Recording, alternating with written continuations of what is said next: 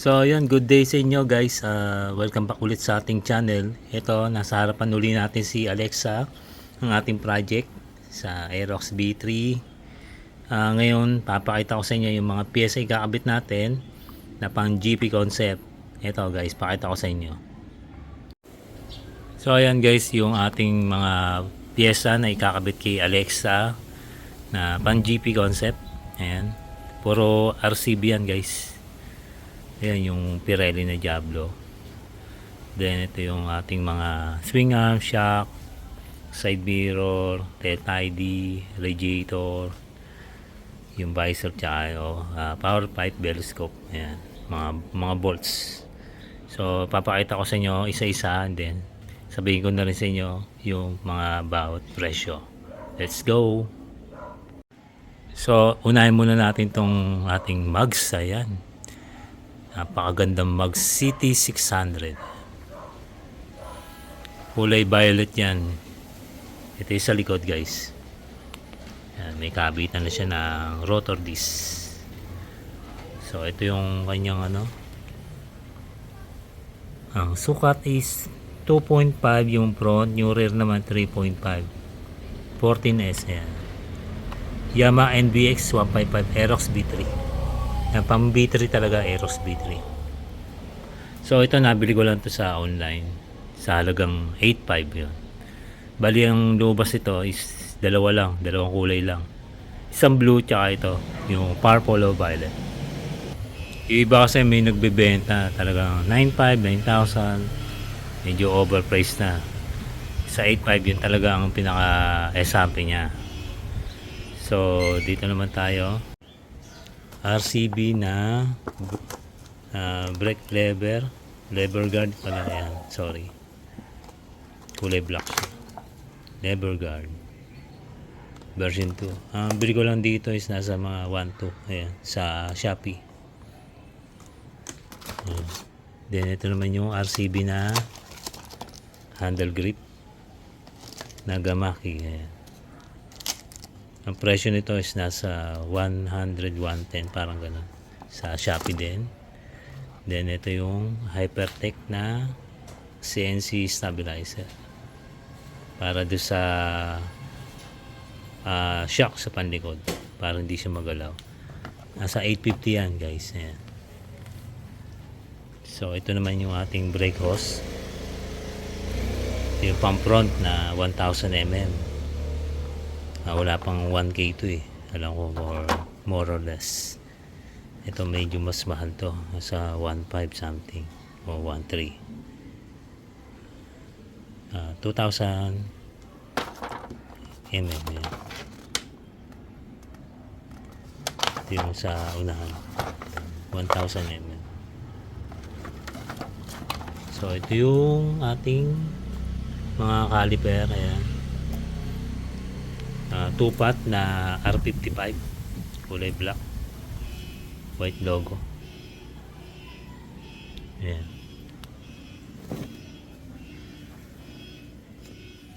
So ang bili ko lang dito isa sa 3.2. Ayan, medyo mahirap hanapin yan eh, lahat ganyan kulay black.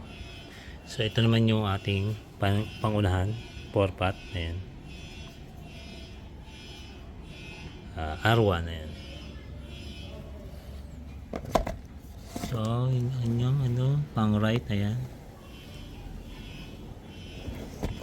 ang bili ko dyan is nasa 3.8. Ayan, Shopee din. So ito naman yung ating brake master.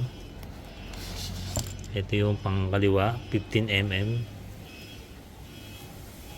Ayan, 15 mm S1. Ayan. Nasa 3.8. Ayan, may mga kasama na siyang baso, hose. Ayan, mga bleeder. Ayan, yung kanyang banjo. Then ito yung kanyang pangkanan. Ayan, 17 mm. Ayan. Sensya na kayo guys, may nag-a-alarm na sasakyan doon sa kabilang street. So, may kasama din siyang baso. Ayan, sira yata yung alarm niya. Ang bili ko dyan is nasa mga 3.8 din. So ito naman yung tire valve na RCB 650 sa Shopee, kulay silver. Ayan. Then ito guys, yung takip na gagamitin natin dito sa baso. Ayan. Hindi siya RCB pero quality. Ayan. Ang bigat, ang kapal. Titanium talaga. Tatak niya is Spirit Beast. Ayan. Galing China ata to, parang gano'n. So para sa akin maganda na yan, okay na yan. Kasi wala akong makita kulay pula na takip na RCB. Out of stock. Ang bili ko nga pala dyan is 650, dalawa na. Then ito yung side stand, yung bagong labas ng RCB. Ayan, 185mm, sakto lang yung haba ni sa Aerox, kulay black, nasa 1.2. Ayan. Then ito naman yung pang likod na rotor disc, 230mm. Ayan, nasa 850. Ayan. Then ito mas mahal to, nasa 282 something, 25. 260mm floating disc, isama na siyang bracket, pero hindi natin yung gagamitin. Ito gagamitin natin guys. Ayan. Ang tatak nito is malaman kung ano, mas nalimutan ko na guys eh. Walang tatak eh. Ayun ang tatak niya. Ito nasa 350. Then ito pang likod, pantupat para dito. Ayan. Sakto doon sa swing arm natin doon. Ayan. Ito ay nasa mga 450 guys. Medyo mahal to eh. Ako pang NMAX B2 to eh. Sakto naman yung sa swing arm natin. And then dako tayo dito. Ayan. Unahin muna natin itong swing arm. Same speed ang tatakan niya. Ayan. Galing overseas din. So ito palang swing arm natin na CNC is pang NMAX B2. Pwede rin naman sa Aerox B3. So kailangan nyo lang talaga. Pwede rin naman yung stock caliper ng Aerox B3. Sakto dito yan guys. Pero ako bumili nga ako ng 2-pot ito. Kaya napabili tayo ng ito, yung bracket para doon. Ayan. Sakto lang guys. Nasukat na natin yan. Ito, napakaganda guys. Ang kapal. May vlog ako nito. Sakto naman guys. Yung mga tornilyuan. Ayan. Sakto sa B3.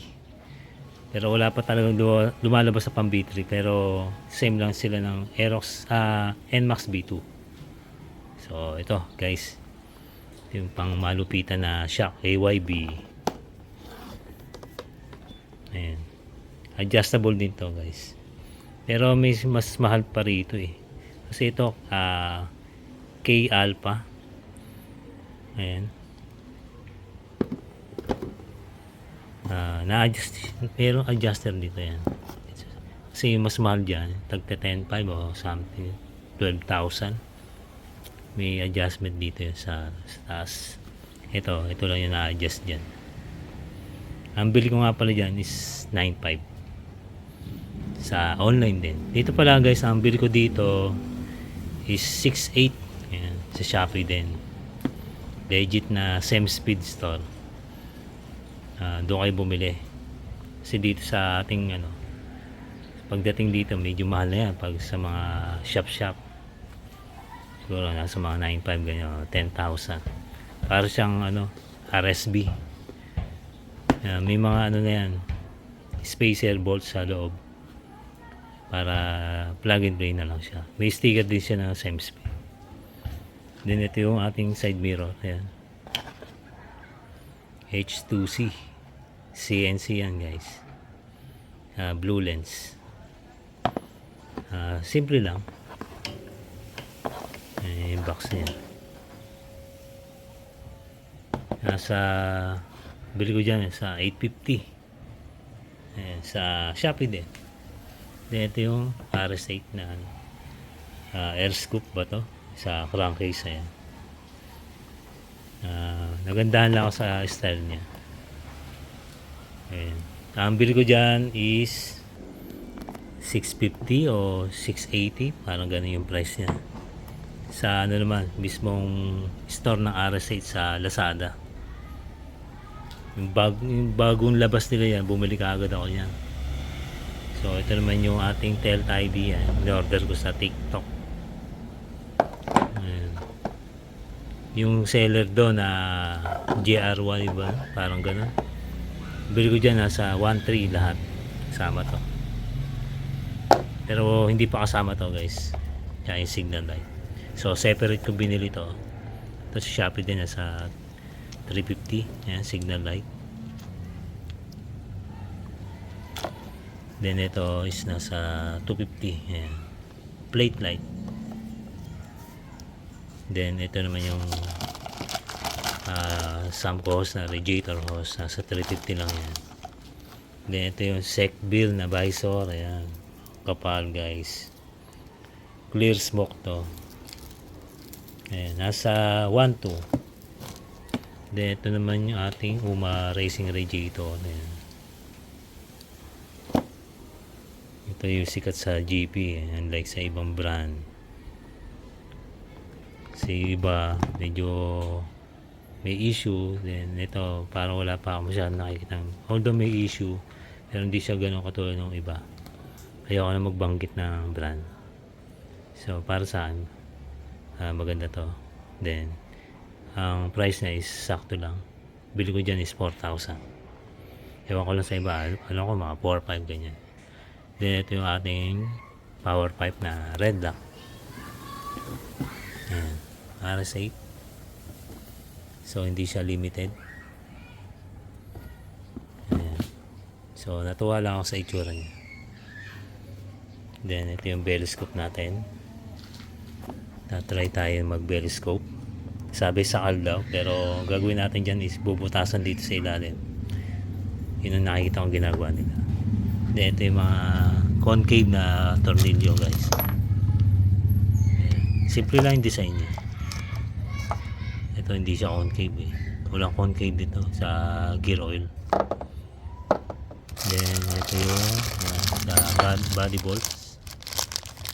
Ayan, puro concave. Ayan. Yung sa gas tank yung takip. Meron pa ako sa klase nito. May hawakan. So ayan, ipakita ko na sa inyo guys. Ito nga pala yung Diablo Rosso. Ating kakabit para dito sa City 600. Ang bili ko dito is nasa almost 10,000 o 9,500 parang. Dalawa na siya. Ang size niya 140 by 70. Hindi siya yellow marking sa kasi wala naman talaga nilabas na Pirelli Diablo na mayroong yellow markings. Yung iba kasi ginagawa lang yun eh. Nabili lang sila ng tire pen. Tama, tire pen. Para lang medyo magmahal. Ito ang bili ko nasa wala ko lang 10,000. Ayan. Ito yung sa unahan 110 by over 80. Ayan. Pang GP concept talaga. Circuit type yan. So yun. Naipakita ko sa inyo yung mga piyesa kakabit natin. Abangan nyo na lang guys yung ating vlog. Kakabit natin yan. Pero hindi naman siya sabay-sabay. Kasi hindi kakayanin. So isa-isa muna o dala-dalawa. So yeah, kung sa mga gustong magtanong, mag-comment na lang, then try natin sagutin. So yun, sa mga hindi pa naka-subscribe dyan guys, subscribe na kayo para updated kayo sa gagawin nating project dito kay Alexa. Ayan, stock na stock pa daw guys. Excited na nga daw siya. Yun lang na bago, yung upuan. So yun, Sa mga subscriber yan, viewers, salamat sa suporta sa panonood. Then, ride safe, good luck, and God bless.